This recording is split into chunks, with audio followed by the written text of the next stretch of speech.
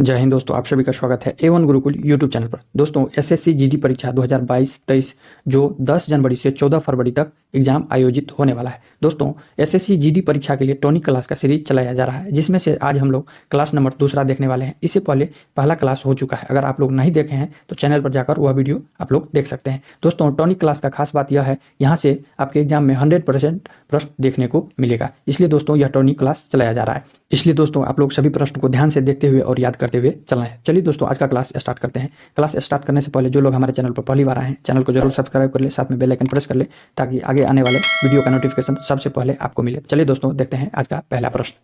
पहला प्रश्न है, भारत के इन राज्यों में से सबसे अधिक शहरी जनसंख्या किस राज्य में है? ऑप्शन है तमिलनाडु, पश्चिम बंगाल, कर्नाटक और महाराष्ट्र। तो शहरी जनसंख्या सबसे ज्यादा कहाँ है? तो महाराष्ट्र में है। ऑप्शन डी इस क्वेश्चन का राइट आंसर हो जाएगा। नेक्स्ट प्रश्न है, अभिज्ञान शकुंतलम पुस्तक किसने लिखा है? ऑप्शन है चरक, हरिसेन, बाणभट्ट, कालिदास। तो अभिज्ञान शकुंतलम कालिदास का पुस्तक है। ऑप्शन डी इस क्वेश्चन का राइट आंसर हो जाएगा। नेक्स्ट प्रश्न है, तीसरा नंबर प्रश्न कह रहा है, सदाबहार वनों का दूसरा नाम क्या है? ऑप्शन है पर्णपाती वन, उष्णकटिबंधीय वन, अल्पाई वन, झाड़ीदार वन। तो सदाबहार वन का दूसरा नाम है उष्णकटिबंधीय वन। ऑप्शन बी इस क्वेश्चन का राइट आंसर हो जाएगा। 4 नंबर प्रश्न है, इनमें से किस राज्य में लिग्नाइट का सबसे बड़ा भंडार है? ऑप्शन है उड़ीसा, आंध्र प्रदेश, तमिलनाडु, कर्नाटक। तो यह तमिलनाडु में सबसे बड़ा भंडार है। किसका? लिग्नाइट का सबसे बड़ा भंडार कहाँ है? तो यह तमिलनाडु में है। ऑप्शन सी इस क्वेश्चन का राइट आंसर हो जाएगा। 5वां नंबर प्रश्न है, भारत के पश्चिमी समुद्री तट को किस नाम से जाना जाता है? भारत का पश्चिमी तट को किस नाम से जाना जाता है? ऑप्शन है कोरोमंडल, मालाबार, पाक जल संयोगी, कोंकण। तो पश्चिमी भारत के पश्चिमी समुद्री तट को कोंकणी के नाम से जाना जाता है। किस नाम से जाना जाता है? तो यह कोंकणी तट के नाम से जाना जाता है। पूर्वी भारत के पूर्वी तट कौन सा है? तो वह कोरोमंडल है। और पाक जल संधि भारत और श्रीलंका के बीच कौन सा संधि है? तो यह पाक जल संधि है। तो आप लोग इसे भी ध्यान रखेंगे। नेक्स्ट प्रश्न है, इनमें से किस नदी को चीन का शोक के रूप में जाना जाता है? ऑप्शन है थ्यांगेजटो, हांगहो, थ्री जो गोजर्स, सिनकानो। तो चीन का शोक नदी कौन सा है? तो हांगहो है। ऑप्शन बी इस क्वेश्चन का राइट आंसर हो जाएगा। नेक्स्ट प्रश्न है, 20 जनवरी 1956 को भारत क्या बन गया था?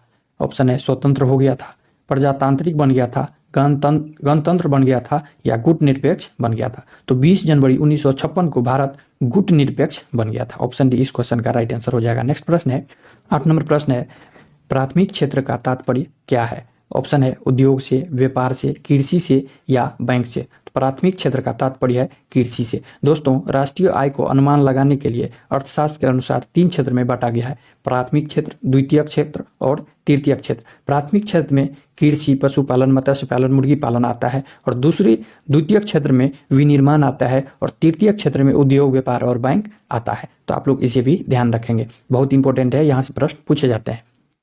9वां नंबर प्रश्न है, धरती से हवा में मार करने वाला प्रक्षेपास्त्र कौन सा है? प्रक्षेपास्त्र कौन सा है? ऑप्शन है अग्नि, त्रिशूल, नाग, या पृथ्वी। तो त्रिशूल जो है धरती से हवा मार करने वाला प्रक्षेपास्त्र है, और पृथ्वी जो है धरती से धरती में मार करने वाला प्रक्षेपास्त्र है। तो आप लोग इसे भी ध्यान रखेंगे। इस क्वेश्चन का राइट आंसर ऑप्शन बी हो जाएगा। नेक्स्ट प्रश्न है, 10 नंबर प्रश्न है, रेल कोच फैक्ट्री निम्नलिखित में से कहाँ स्थित है? ऑप्शन है वाराणसी में, कपूरथला में, चित्तरंजन में, पेरुम्बर में। तो यह रेल कोच फैक्ट्री कहाँ है? तो यह कपूरथला में है। कहाँ से है? कपूरथला में। ऑप्शन बी इस क्वेश्चन का राइट आंसर हो जाएगा। 11 नंबर प्रश्न है, जगन्नाथ मंदिर को किसने बनवाया? ऑप्शन है अशोक ने, खारवेल ने, जगजीत केसरी ने, अवंती बर्मन ने। तो जगन्नाथ मंदिर का निर्माण किसने करवाया? तो यह अवंती बर्मन ने। कब करवाया? तो यह 11वीं सदी में करवाया, और पूरी उड़ीसा में अवंती बर्मन ने जगन्नाथ मंदिर का निर्माण करवाया। ऑप्शन डी इस क्वेश्चन का राइट आंसर हो जाएगा। नेक्स्ट प्रश्न है, 12 नंबर प्रश्न है, इनमें से किसके लिए कच्छ का रण जाना जाता है? ऑप्शन है सिंह, बिसन, पेलिकन, जल पक्षी, जंगली गधा। तो कच्छ का रंग जंगली गधा के लिए जाना जाता है, जंगली गधा के लिए जाना जाता है। नेक्स्ट प्रश्न है, 13 नंबर प्रश्न है, जिनका सफलतापूर्वक परीक्षण किया जा चुका है, ऐसे पहले भारतीय व्यापारिक और सैनिक वायुयान का नाम क्या है? तेजस, सारस, इंडियन, उड़ान। तो यह क्या है? तो सारस है। ऑप्शन बी इस क्वेश्चन का राइट आंसर हो जाएगा। नेक्स्ट प्रश्न है, तंजौर पेंटिंग निम्न में से किसके कलात्मक समन्वय का उदाहरण है? पेंट रत्न एवं सोना, सोना पेंट एवं सिल्क, पेंट सिल्क एवं प्लास्टर ऑफ पेरिस, पेंट लकड़ी एवं सिल्क। तो तंजौर पेंटिंग पेंट लकड़ी एवं सिल्क के लिए जाना जाता है। तंजौर पेंटिंग कपड़े पर की जाती है। यह कपड़ा लकड़ी या प्लाईवुड पर चिपकाया जाता है। इस कपड़े पर चूना पत्थर का पेस्ट किया जाता है। पहले तंजौर कलाकार प्राकृतिक रंगों का प्रयोग करते थे किंतु वर्तमान में रासायनिक पेंट का प्रयोग करते हैं। तो ऑप्शन डी इस क्वेश्चन का राइट आंसर हो जाएगा। नेक्स्ट प्रश्न है, नोबेल पुरस्कार प्राप्त करने वाला प्रथम भारतीय कौन थे? नोबेल पुरस्कार प्राप्त करने वाला प्रथम भारतीय कौन थे? ऑप्शन है रविंद्रनाथ टैगोर, सीवी रमन, जेसी बोस, सुभाष चंद्र बोस। तो यह प्रथम नोबेल पुरस्कार प्राप्त करने वाला कौन थे? तो यह रविंद्रनाथ टैगोर थे। कब इन्हें प्रथम नोबेल पुरस्कार दिया गया था? तो यह 1913 ईस्वी में गीतांजलि पुस्तक के लिए इन्हें दिया गया था। कब दिया गया था? तो 1913 ईस्वी में गीतांजलि पुस्तक के लिए इन्हें प्रथम नोबेल पुरस्कार दिया गया था। ऑप्शन ए राइट हो जाएगा।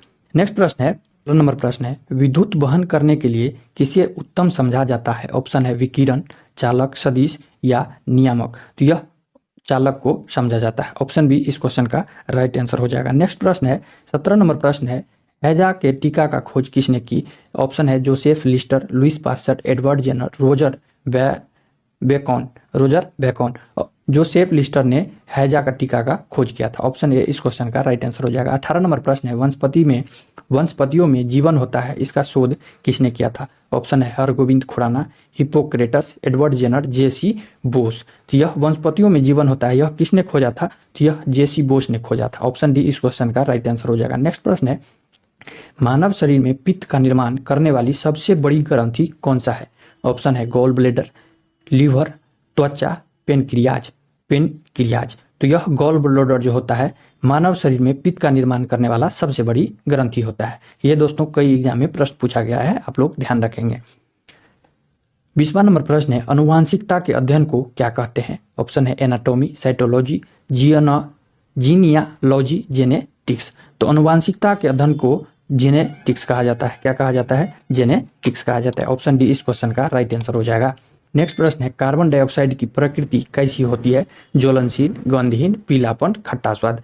तो कार्बन डाइऑक्साइड CO2 का स्वाद प्रकृति होता है गंधहीन। क्या होता है? तो यह गंधहीन होता है, कोई गंध नहीं होता है। नेक्स्ट प्रश्न है, ये कौन सी ग्रंथि इंसुलिन स्रावित करती है? ऑप्शन है अग्नाशय, सेल्समीय, अब टू इनमें से कोई नहीं। तो इंसुलिन कौन स्रावित करता है? तो यह अग्नाशय हो जाएगा। ऑप्शन ए इस क्वेश्चन का राइट आंसर हो जाएगा। नेक्स्ट प्रश्न है, मांसपेशियों में किस द्रव को एकत्रित होने से थकावट आती है? ऑप्शन है लैक्टिक अम्ल, ऑक्जेलिक अम्ल, यूरिक अम्ल, पायरुविक अम्ल। तो लैक्टिक अम्ल के जमने के कारण, एकत्रित होने के कारण हमारे शरीर में क्या होता है? थकावट होता है। ऑप्शन ए इस क्वेश्चन का राइट आंसर हो जाएगा। नेक्स्ट प्रश्न है, एक बैक्टीरिया में क्रोमोसोम की संख्या कितनी होती है?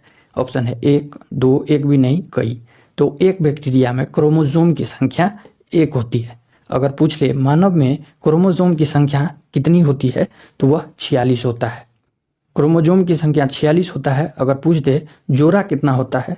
तो यह 23 जोड़ा होता है। मानव में क्रोमोसोम की संख्या 23 जोड़ा होता है। अगर नंबर में पूछ दे तो यह 46 होता है। ऑप्शन ए इस क्वेश्चन का राइट आंसर हो जाएगा। तो आप लोग इसे भी ध्यान रखेंगे।